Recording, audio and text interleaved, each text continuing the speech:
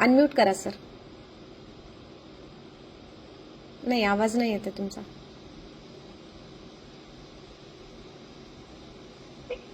हा, येतोय, बोला.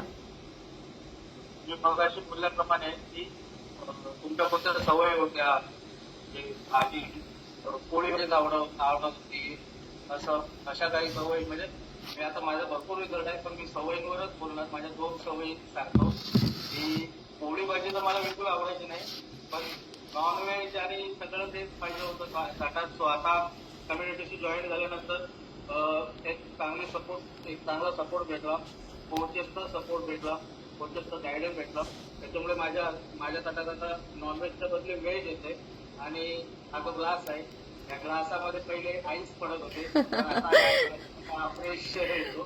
तो मी खूप हॅपी आहे की माझ्या ह्या 2